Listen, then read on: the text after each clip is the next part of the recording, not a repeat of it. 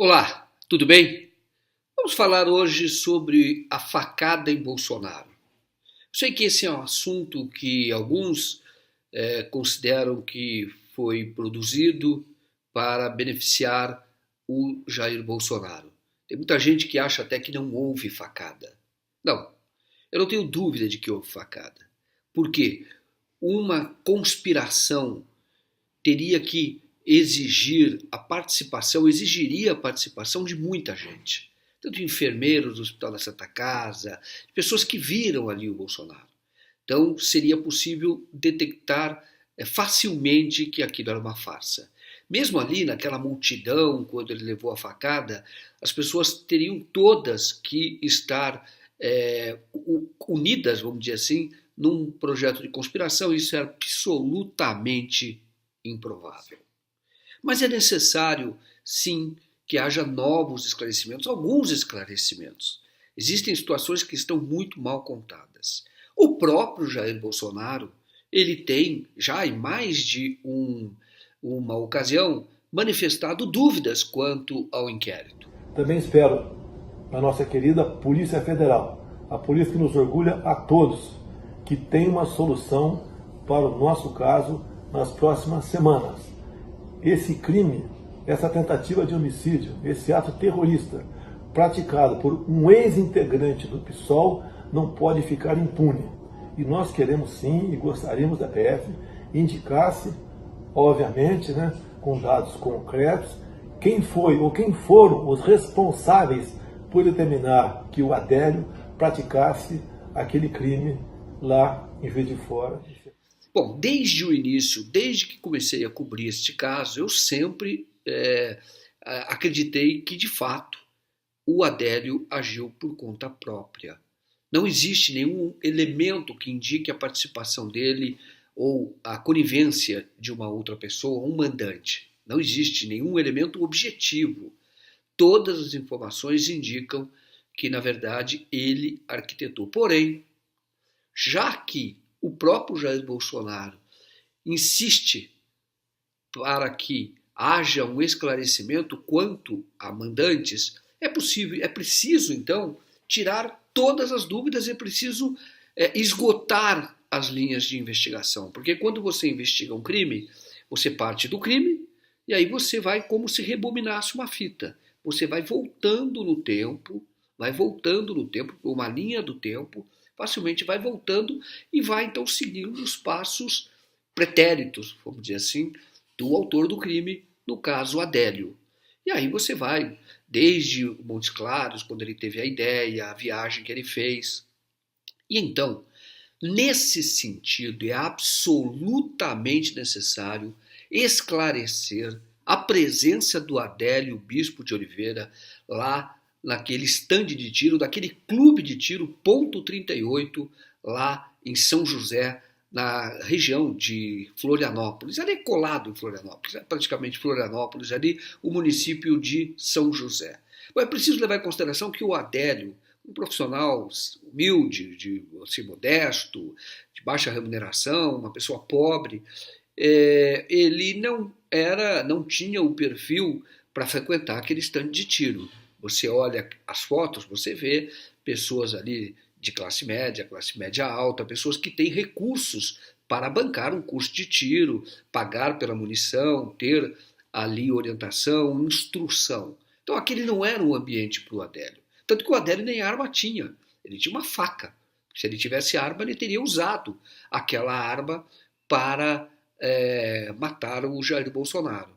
Bom, se ele não tinha o perfil adequado para frequentar aquele stand de tiro, o que ele estava fazendo ali? Porque ele pagou por lá. E o próprio Jair Bolsonaro que disse isso. Falou, olha, como é que ele tinha dinheiro vivo para pagar pelo tiro ao alvo ali, pela prática de tiro ao alvo? Então, diz o Bolsonaro, alguém o sustentou, alguém o financiou. Bom, então, este ponto, isso foi mais ou menos em agosto que ele esteve lá naquele clube de tiro. O crime foi em setembro, no início de setembro. Bom, então você tem que levar em consideração também que aquele era um clube do tiro frequentado pelos filhos do Jair Bolsonaro. O Eduardo Bolsonaro, por exemplo, tem vídeo dele promovendo ali o stand de tiro.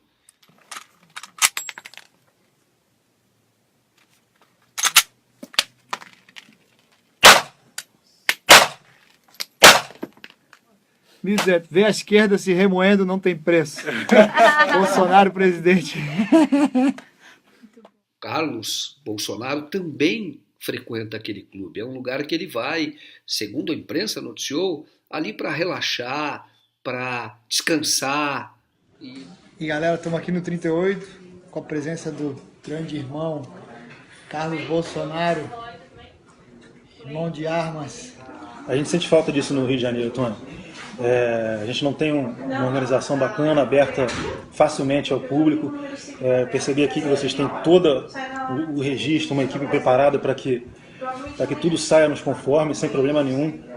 E isso, além de um preparo para profissionais também, é um preparo, não deixa de ser um lazer. Tanto o Carlos Bolsonaro quanto o Eduardo Bolsonaro estão no ambiente, vamos dizer assim, que é o ambiente deles. Agora, o Adélio não.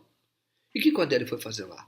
E aí você observa as datas, você vê que o período em que ele frequentou lá o stand de tiro é muito próximo àquele período do período em que o Carlos Bolsonaro esteve lá. Bom, isso tem que ser esgotado, isso tem que ser investigado. É preciso ver ali as imagens daquele clube de tiro, como foi que o Adélio pagou, e até onde se sabe, já que o inquérito está sob sigilo, teve um inquérito da facada em que o Adélio foi apontado como o autor e sem nenhuma coautoria do crime, ele sozinho, ele o tal lobo solitário. Essa foi a conclusão do primeiro inquérito. Mas como havia pressão dos próprios bolsonaristas, do próprio Bolsonaro, para apontar os responsáveis, isto é, aqueles que teriam mandado matar o Bolsonaro, então é preciso que haja essa investigação. E aí, não tem como não também investigar a passagem do Carlos Bolsonaro por lá. Não tem como. Isto é necessário.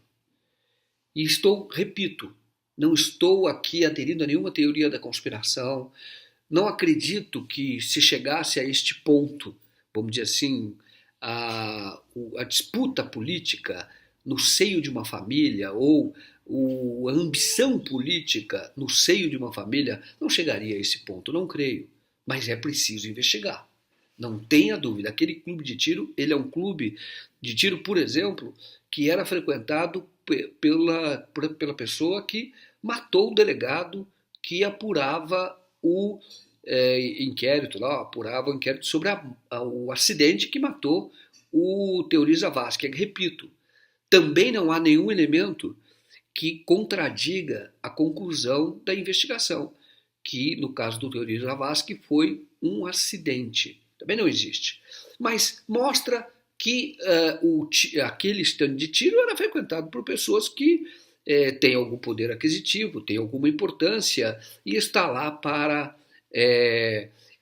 enfim, aprender a atirar ou praticar o tiro. Isso é um local que precisa ser investigado, não por conta do Teori Zavascki, mas por conta da presença do Adélio. Sem dúvida nenhuma. Já tem vídeos na internet que falam da teoria da conspiração, mas estou tentando, de alguma maneira, associar o crime a PSOL, seriam pessoas da esquerda que teriam lá a intenção de eliminar o Jair Bolsonaro, que é uma bobagem. Porque quando você vai investigar um crime, você tem que responder a pergunta: por quê? No caso de PSOL ou qualquer outro grupo de esquerda que tivesse a intenção de tirar o adversário da disputa, esta teoria não faz sentido, porque o atentado ao Bolsonaro só o beneficiou do ponto de vista político, não estou dizendo do ponto de vista da saúde. Então aquela faca que produziu, vamos dizer assim, o ferimento no Jair Bolsonaro, acabou também por alavancar a candidatura dele. Basta ver que depois daquela facada ele subiu nas pesquisas e não precisou participar de nenhum tipo de debate, não fez mais campanha. Na verdade, passou a ser simplesmente uma ideia, aquela ideia da arminha, aquela ideia antipetista, aquela ideia do ódio. Ele se elegeu em cima disso. Por isso é que eu já disse outras vezes, fazendo análise política, de que ele, Jair Bolsonaro, ele é o fruto, o filho do casamento da Lava Jato com a imprensa. Por quê? A imprensa corporativa produziu aquele ambiente de ódio que levou à deposição da Dilma Rousseff. Um golpe, porque não tinha crime de responsabilidade, foi sim um golpe. Então, o Jair Bolsonaro era a consequência natural daquele processo. Uma pessoa que se apresentou como uma pessoa que era de fora da política e convenceu. E, sobretudo, convenceu por quê? Porque não foi submetido a um contraditório, porque a facada o tirou da disputa. Bom, além desta questão, né, estranha, né, da presença do Adélio e do Carlos Bolsonaro no mesmo local, em períodos muito próximos, além disso, tem um outro fato que precisa ser esclarecido. E este fato foi revelado pelo Gustavo Bebiano, que foi ministro lá, breve ministro, ficou muito pouco tempo no governo federal, mas aí, numa entrevista à Rádio Jovem Pan, ele então disse que aquela tinha sido a primeira viagem. O Carlos Bolsonaro fez uma viagem durante toda a campanha com o pai, e foi justamente aquela viagem a Juiz de Fora. Durante toda a campanha, como ele não viajava conosco, ele nunca viajou conosco. A única viagem que ele fez durante a campanha foi exatamente a viagem para Juiz de Fora, da facada. As outras viagens nós fazíamos o grupo, né? O segurança, o presidente e tal. Bom, nesta mesma entrevista chamam a atenção dois outros trechos. Em um, ele conta como foi a reação do Carlos Bolsonaro depois da facada. Estavam lá na sala de cirurgia, o Bebiano que acompanhou a cirurgia, e o Carlos Bolsonaro também estava. Veja o que ele disse, esse é um dos trechos. O Carlos disse: eu não vou aguentar ver isso. Ele deitou a cabeça no meu ombro e chorou convulsivamente, chorou muito. E eu disse: Carlos, não olha, abaixa a cabeça e reza pelo teu pai, e a gente ali junto, entendeu? Então eu tenho certeza, Felipe, que ele é a pessoa que mais sofre com essa agressividade, esse ódio, são teorias de conspiração sucessivas, né? A impressão que eu tenho é que ele vive dentro de uma grande caixa, que é uma grande teoria de conspiração contra o pai, contra a família. Ele tem um amor muito bonito pelo pai dele. Ele tem uma admiração muito bonita pelo pai dele. Isso chega a ser comovente. Mas ele precisa entender que nós não vamos construir um novo Brasil, o governo não vai governar com base no ódio.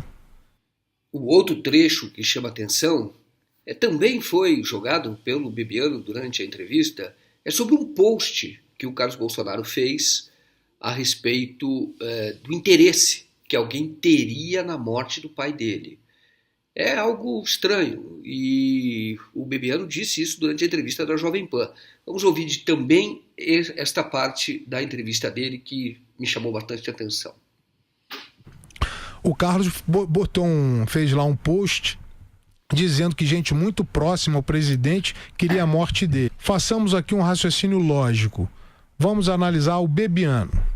Bebiano trabalha 2 anos, se mata de trabalhar, consegue colaborar, o presidente é eleito, o Bebiano recebe um ministério palaciano. Vai querer que o presidente morra para quê? Para entrar o vice e porque se o general Mourão assumisse, obviamente eu não continuaria. Meu vínculo ali era com o presidente Bolsonaro. Então, o único real interessado por esse raciocínio, essa teoria da conspiração, seria o general Mourão. Seria o único homem possivelmente interessado na morte do presidente. Você achou que era para você ou para ele? Eu nunca achei que fosse para mim, porque eu não tinha... Que interesse eu teria? O único homem que poderia ter esse interesse seria o vice-presidente da República. Como o general Mourão, eu tenho certeza que é um homem de caráter e de correção, essa ideia nunca passou pela cabeça dele, mas poderia ter gerado uma crise. É porque o general entubou, ficou quieto. Eu entubei várias ao longo de todos esses meses. Cansei de entubar, houve essa troca. Passou do limite, eu tenho a minha dignidade. Bom, como se vê, um ambiente terrível que cerca Jair Bolsonaro. E isto também tem que ser levado em consideração no contexto da investigação. Violência, fala-se em morte. Isto é um ambiente que não é normal. Mas não significa que, por conta disso, alguém tenha planejado aquela facada. Como disse, não acredito. Mas é preciso investigar. Bebiano soltou esta informação e ele estava... o Carlos Bolsonaro se tornou um desafeto dele. Nessa mesma entrevista, ele disse que o Carlos Bolsonaro foi quem o demitiu do governo, falou, foi demitido pelo Carlos Bolsonaro. Então, é preciso também tentar entender se tem algum significado político. Por que ele disse isso? Olha, ele só fez aquela viagem, a viagem da facada. Um outro dado que precisa também ser melhor aprofundado. Quem contou, quem trouxe de volta este assunto da viagem de Adélio lá a Florianópolis, para frequentar lá o stand de tiro, o clube de tiro, lá o ponto 38, foi um perfil no Twitter. E é um perfil que não se sabe quem é. Entendeu? Ele usa lá um nome que é o nome de um matemático persa, e é um pseudônimo, naturalmente. E aí você observa ali, as postagens são postagens muito bem articuladas, bem escritas. Tá? São bem articuladas. Então, é preciso também saber quem é essa pessoa, por que ela trouxe de volta este assunto.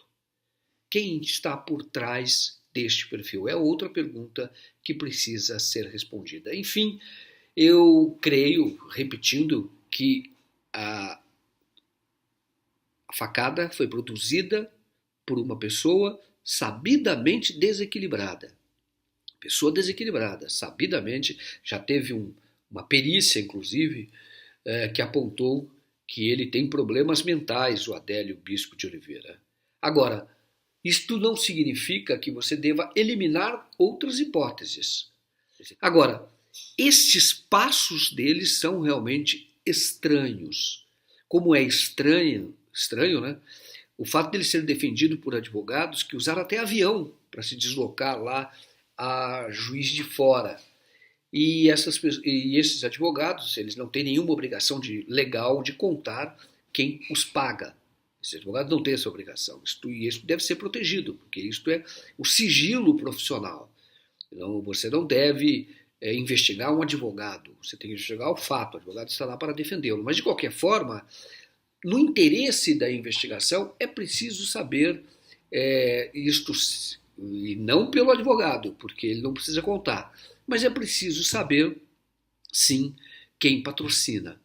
Por que o Adélio está sendo defendido por aqueles advogados? São advogados que costumam cobrar caro lá em Minas Gerais. Criminalistas costumam cobrar caro. É verdade que alguns advogados eles querem estes casos de alguma repercussão porque assim tem o nome exposto, tem visibilidade, é publicidade gratuita. Isto acontece, é fato. Tá? É fato. Mas mesmo os advogados lá dizem que não foi isso, que receberam. Só que eles contam uma história que não fecha, que não faz sentido. Dizem que receberam o dinheiro, uma primeira parcela de R$5 mil, de um pagamento inicial de R$25 mil, que estava acertado, receberam lá de uma pessoa que parecia um pastor e que era da igreja do Evangelho Quadrangular, lá, a igreja evangélica lá do Quadrangular, lá de Montes Claros. O Adélio frequentava essa igreja. Era até pregador, que entendia de Bíblia, falava lá para esta comunidade da Igreja Quadrangular. Bom, agora, ele diz que recebeu, foi contratado por uma pessoa e conta que teve um encontro no hotel, lá de Juiz de Fora, para receber os honorários. Bom, a polícia já foi verificar lá no hotel, porque o hotel tem imagens, grava imagens ali do café, do lobby do hotel, isso tem imagem.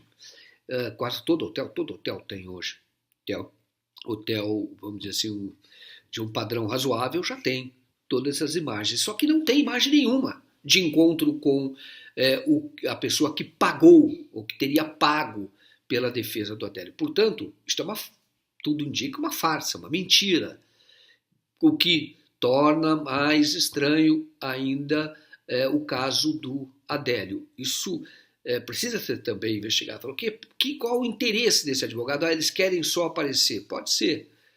Agora, por que contar essa história de que recebeu, foi lá contratado por um pastor, e aí a igreja, né, o pastor de Montes Claros, a igreja diz, olha, não temos esse dinheiro para pagar, não pagamos. É uma igreja muito pequena a que Adélio frequentava. Não temos esse dinheiro e não pagamos.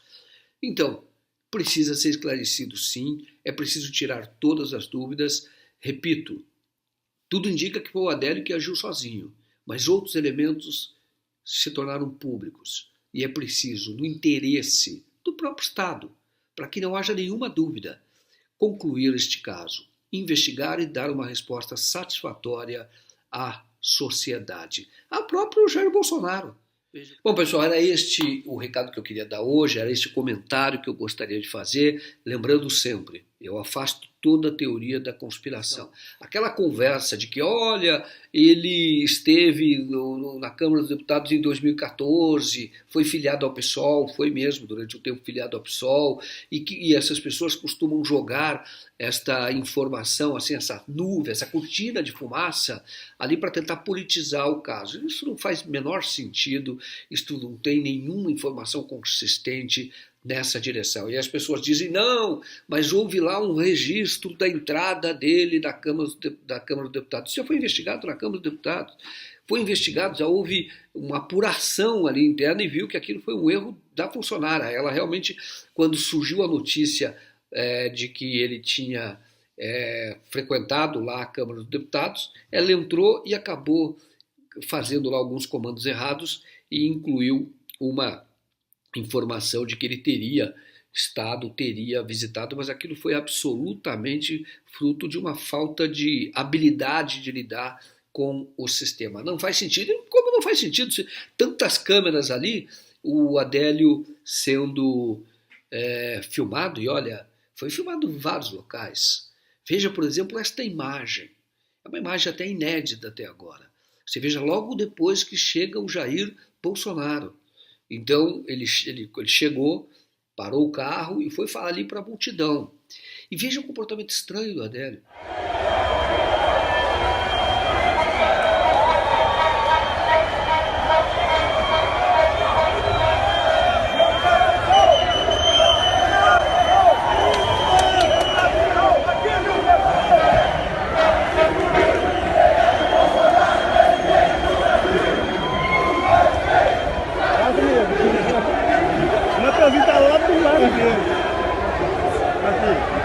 Você vê que o Adélio anda de um lado, anda para o outro, tá? A faca está na mão dele, ele está lá enrolada num jornal.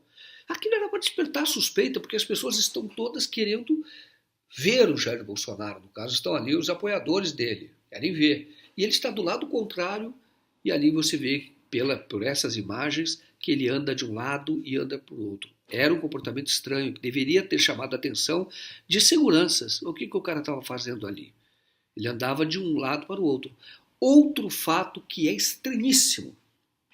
O Jair Bolsonaro usava colete à prova de bala em todas as viagens. E divulgou isso. E você vê pela roupa que ele usava lá, blusa, jaqueta, isto porque ele tinha por baixo um colete à prova de bala. Ele usava. 2 dias antes ele esteve no Acre, naquele ato em que ele disse que ia fuzilar toda a petralhada lá do Acre. Ele estava com colete à prova de bala por baixo ali da camisa. Isso foi contado. Isso a imprensa noticiou, a imprensa lá local do Acre, porque as pessoas cobriram lá aquele ato, aquele evento, a viagem de campanha dele, e disseram, olha, ele está usando colete à prova de bala. Por que ele não estava usando esse colete no dia, naquela visita a Juiz de Fora? Estava justamente com uma camisa da campanha dele. Estranho, são fatos realmente muito estranhos, que precisam ser esclarecidos. Bom, era isso que eu queria dizer a vocês hoje, era esse comentário que eu gostaria de fazer e espero que a Polícia Federal não sofra nenhum tipo de restrição para conduzir esta investigação. Eles queriam, na verdade, apontar uma autoria ou jogar, vamos dizer, uma cortina de fumaça. Não é nem apontar a teoria, sempre dizer, não, aquilo foi um grande atentado que envolveu forças políticas porque ele mexeu com grandes interesses. Não me parece o caso, não é o caso, não é o caso. Mas já que querem investigar a fundo, que se investigue e que se verifique o que o Adélio foi fazer lá naquele estande de tiro. Ele era um peixe fora d'água. Ele não era o perfil dele, ele não era uma pessoa com perfil para frequentar aquele lugar, mas frequentou. E ali você tem um único elo ao Bolsonaro, que é o Carlos Bolsonaro. É o único elo. E isso precisa ser investigado. Tá, muito obrigado. Nós voltamos nos nossos comentários diários no Bom Dia DCM, ou Café da Manhã com DCM. Voltamos no nosso comentário diário, ou voltamos em edições como estas para comentar fatos relevantes. Obrigado e até mais.